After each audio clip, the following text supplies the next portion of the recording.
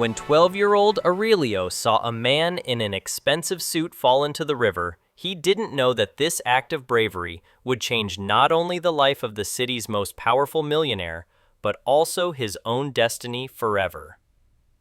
The midday sun beat down mercilessly on the streets of the City of Hope, as Aurelio Mendoza, just 12 years old, walked barefoot along the riverbank in search of empty bottles to sell.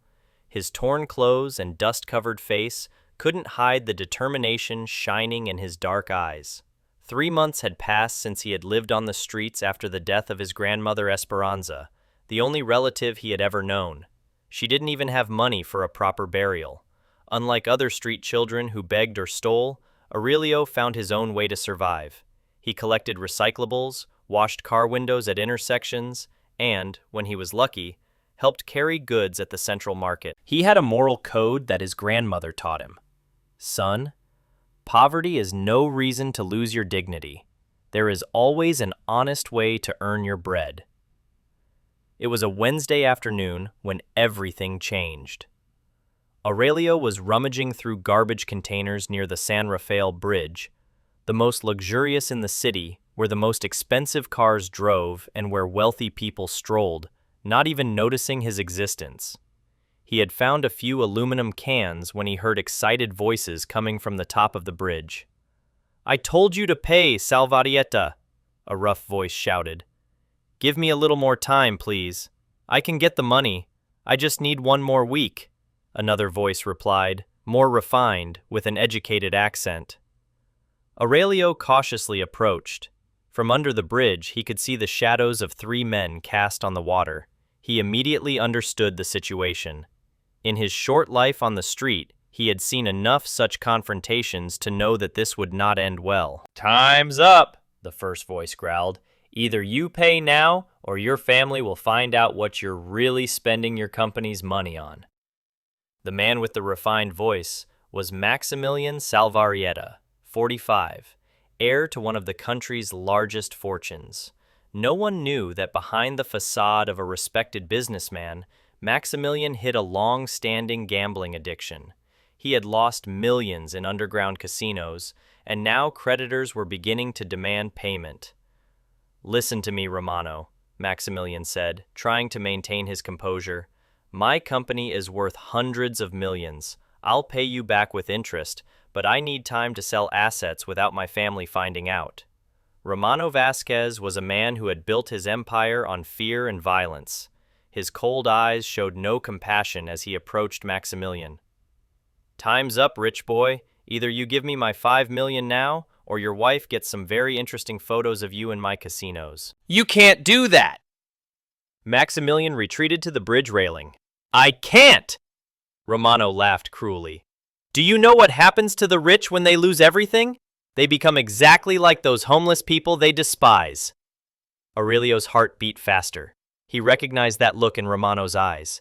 He had seen it before in dangerous people from the street. Something bad was about to happen. "Maybe you need a cold shower to clear your head?" Romano said and signaled to his partner. "No, wait!" Maximilian shouted, but it was too late. 2 men forcibly pushed him towards the railing. Maximilian, who had never truly fought in his life, lost his balance. His cry of terror echoed through the air as he fell into the turbulent river from a height of almost 15 meters. The impact with the water was brutal. Maximilian, in his designer suit and Italian leather shoes, immediately began to sink. He had grown up in mansions with swimming pools, but he had never been able to swim well in open water, especially with the heavy clothes that were now pulling him down. "Problem solved," Romano muttered, looking down. "The rich drown no better than the poor." But Romano didn't realize there was a witness. Aurelio saw everything. Without a second thought, he tore off his ragged shirt and jumped into the water from the bank. He had learned to swim in that very river when he was younger. It was one of the few free pleasures in his difficult life. The water was cold and the current strong, but Aurelio was a natural swimmer. He had spent countless evenings in the river, both for fun and in search of items to sell. He knew every whirlpool, every dangerous current. When he reached Maximilian's fall site, the latter had already surfaced once, coughing up water and desperately flailing his arms, but had begun to sink again. Pure panic was visible in his eyes as he saw the boy approaching. "Help!" Maximilian cried out before the water swallowed him again. Aurelio dived down and grabbed Maximilian's jacket. The man was heavy, much heavier than Aurelio had anticipated, and the wet suit fabric made him even harder to hold. But the boy had something Maximilian didn't: real experience fighting for his life. "Stop moving!" Aurelio shouted as they both surfaced. "You're only pulling me down harder!" Maximilian, engulfed in panic, clung to the boy like a life raft. For a moment, it seemed both would drown, but Aurelio had faced panic before. He had helped other street children who had fallen into the river. "Listen to me," Aurelio shouted, looking directly into Maximilian's eyes. "I will save you, but you must trust me." There was something in the boy's voice, an authority born of lived experience, of things most people couldn't even imagine, that made Maximilian calm down. "Lie on your back and let me pull you," Aurelio commanded. Slowly, using a technique he had observed from lifeguards in public pools, Aurelio began to tow Maximilian to the shore. It was exhausting. His small muscles protested with every stroke, but he didn't give up. When they finally reached the rocky bank, both collapsed, gasping and coughing up water. Maximilian couldn't believe he was alive. He turned to the boy who had saved his life, and for the first time in years, was speechless. "Are you all right, sir?" Aurelio asked, still catching his breath. Maximilian looked at the boy who had saved his life. He was thin, clearly underfed, with small scars on his arms that spoke of a hard life. But his eyes, they held a wisdom beyond his years. You saved my life," Maximilian stammered. "Are those bad people gone?" Aurelio asked, looking towards the bridge. "You saw them?" "I saw everything. They pushed you." Maximilian felt panic again, but of a different kind. "What exactly did you see?" "I saw two men push you because you owed them money. I saw that you were scared. I saw you drowning." The simplicity and honesty with which the boy described the situation made Maximilian realize something. This street child had witnessed the most vulnerable moment of his life and had not tried to judge him or use him. "What's your name?" Maximilian asked. "Aurelio Mendoza." "Mr. Aurelio, I need to ask you a very important question. Will you tell anyone what you saw here?" Aurelio looked at him with his wise eyes. "You are a good person, sir." This question caught Maximilian off guard. No one had asked him such a question in years. His employees feared him. His partners wanted his money. His family respected him because of his position. But this boy was asking directly about his essence. "I don't know," Maximilian honestly replied for the first time in a long time. "Then perhaps this is a chance to find out," Aurelio said with such maturity that the millionaire was stunned. At that moment, Maximilian had an epiphany. This boy, who had nothing material, had just risked his life for a stranger. In 10 minutes, he had shown more courage and kindness than Maximilian himself had in his entire privileged life. "Aurelio," Maximilian said, struggling to his feet, "I think we have something to talk about." But neither of them knew that Romano and his accomplice had seen someone save Maximilian from the bridge, and Romano was not the kind of person to leave loose ends. The real danger for both of them was just beginning. 2 hours after the incident on the river, Maximilian Salvarietta was in his luxurious penthouse, but for the first time in years, the luxury of the house brought him no comfort. He had changed and showered, but he couldn't get the image of the boy who had risked his life to save him out of his head. Aurelio, in turn, returned to his usual hideout, an abandoned building in an industrial area where he had set up a small space among the debris and cardboard boxes. It had been his dwelling since his grandmother's death, and although it was humble, he had made it feel like home with a few items he had found or bought with money earned from recycling. But neither of them could sleep that night. Maximilian paced his study, looking out the panoramic windows that overlooked the entire city. Somewhere down there, the boy who had saved his life was probably hungry and cold. The irony was not lost on him. He, a man who had more money than he could spend in 10 lifetimes, had been saved by someone who perhaps didn't even have enough for one decent meal. His phone rang, interrupting his thoughts. The name on the screen made his blood run cold. Romano Vasquez. Did you think it was over, Salvarietta? Romano's voice was icy. Romano, I can pay. I just need time to... It's not about the money anymore, Romano interrupted. It's about respect. You made me look like an idiot when you survived the fall.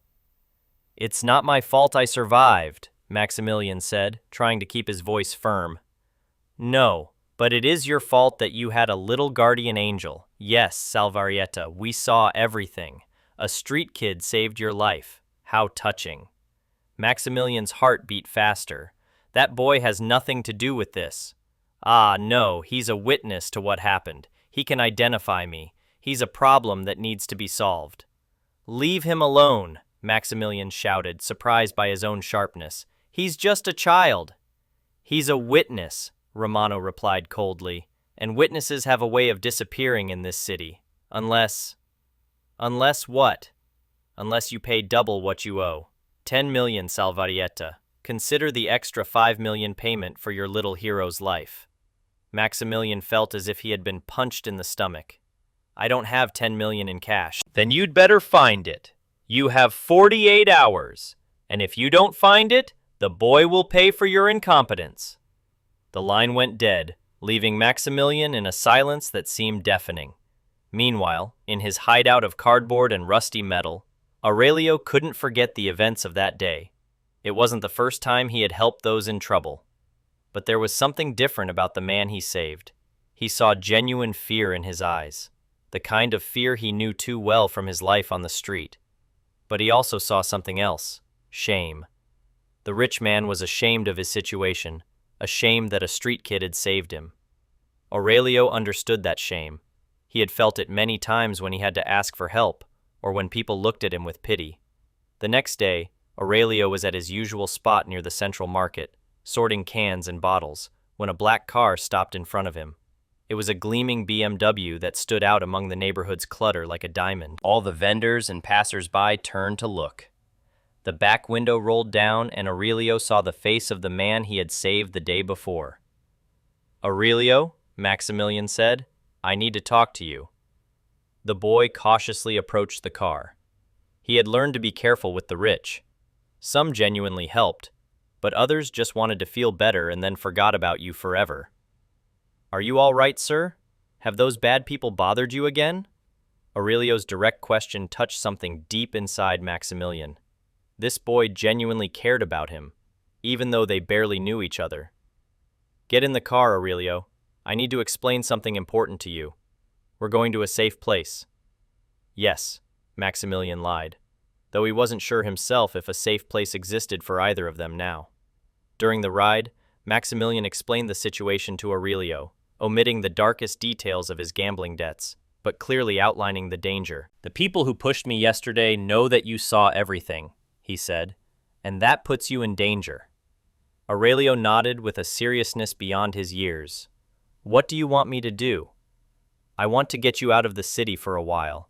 I have a country estate in the mountains. You'll be safe there. And you? I'm going to solve this problem. Aurelio studied Maximilian's face in the rearview mirror. And how are you going to solve it?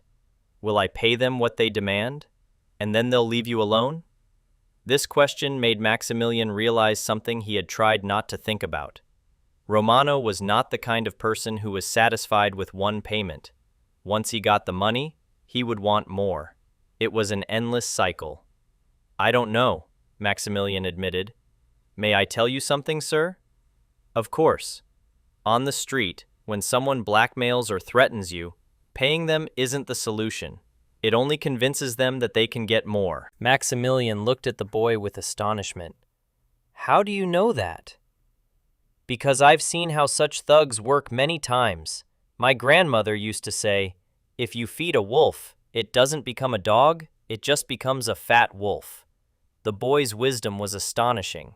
Maximilian had spent years in business schools studying corporate strategies, but this 12-year-old boy understood fundamental things about human nature that he himself had somehow lost in his privileged life. Then what do you suggest? First, we need to find out exactly who these people are and what other problems they've caused. On the street, information is power. And how do we do that? You have the money to hire investigators, and I have connections in places where the rich never go. Together, we can find out the truth about Romano. Maximilian paused for a moment. This boy was offering him a partnership, an alliance between two completely different worlds. Why do you want to help me, Aurelio? You've already done more than enough by saving my life. Aurelio looked out the window at the street he knew too well. Because you're not like the other rich people I've met. What do you mean? Other rich people, when they have problems, call lawyers or the police. But you were ashamed of your problem and tried to deal with it yourself. That tells me you have honor. Honor? Maximilian repeated the word as if it were foreign to him. No one has told me I'm a man of honor in a long time. Perhaps because you were surrounded by the wrong people. And it was true. Maximilian had spent years surrounded by sycophants, employees who feared him, and partners who simply wanted to use his money. This street kid was the first person in many years who spoke to him with complete honesty.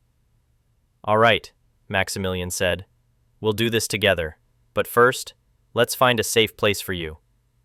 Okay, if I hide, Aurelio said firmly, I won't be able to help you. Besides, I know this city better than anyone. I know where to find information, and I know how to move around without being noticed. It's too dangerous, Maximilian said. Aurelio looked him straight in the eyes. I've been in danger my whole life, but this is the first time I have a chance to fight for something more than my next meal. The boy's words resonated in Maximilian's heart. For the first time in years, someone believed in him. Someone was willing to take a risk for him, and it wasn't someone who needed his money or influence, but someone who had seen his worst side and still chose to help. All right, Maximilian finally said, but we'll do some things my way. I'll give you a satellite phone. You'll contact me every 2 hours, and if things get too dangerous, do you promise to hide? I promise, Aurelio replied with his first smile since they met. What neither of them knew was that Romano had been one step ahead all along. He not only knew that Maximilian and Aurelio were working together, but he had also set a trap that could make their meeting at the port the last mistake for both of them. But Romano also didn't know that the alliance between a desperate millionaire and a street boy had forged something more powerful than anyone could have imagined, the perfect combination of resources and street smarts. The final battle was about to begin. The day of the confrontation was gray and rainy, as if the sky itself foresaw what was about to happen. Maximilian hadn't slept all night, replaying every element of the plan in his head. Meanwhile, Aurelio slept soundly, with the confidence of someone who had made a decision and accepted the consequences. At 5 p.m., 2 hours before the meeting with Romano, Aurelio was already in position. He reached the port via routes familiar from his childhood, which he had known since he used to collect scrap metal there, moving like a shadow among the containers and cranes that formed the industrial labyrinth.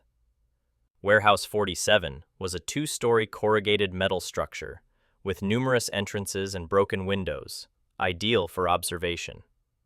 Aurelio spent the morning installing microcameras at strategic points, one on the main beam, offering a complete view of the interior, another near the main entrance, and a third in the office on the second floor, from where everything happening could be observed. Sound check, Aurelio whispered into the open microphone in his jacket. I hear you perfectly, Maximilian's voice replied through the almost invisible earpiece Aurelio was wearing. Everything's in place, everything's ready. The cameras are recording and transmitting directly to Commissioner Herrero's police station, as planned. This was the riskiest part of the plan. Maximilian had contacted Commissioner Herrero that morning, explained the situation, and convinced him to monitor the live broadcast. If everything went according to plan, they would have real-time evidence of Romano's criminal activities. Aurelio, Maximilian said, if things go wrong, promise me you'll run. Don't try to be a hero. I'm already a hero, Aurelio replied with a smile that Maximilian could hear in his voice. I saved a millionaire's life. At 7:45, Maximilian arrived at the port in his BMW, carrying a briefcase supposedly containing $10 million. In reality, the briefcase was filled with newspaper clippings with real banknotes only on top, but he hoped that a full inspection of the contents wouldn't be necessary. "I'm here," Maximilian muttered, approaching the warehouse. "Do you see anything suspicious?" From his position on the second floor, Aurelio had a panoramic view of the area. "I see 3 black cars parked at different points." Romano brought at least 6 men. More than we expected, but no more than we can handle if the plan works. Maximilian entered the warehouse exactly at 8. Romano was already there, accompanied by 2 of his toughest thugs. He was wearing an expensive suit, but his posture exuded restrained aggression. "Salvadieta," Romano said with a smile that didn't reach his eyes, "punctual, as befits a good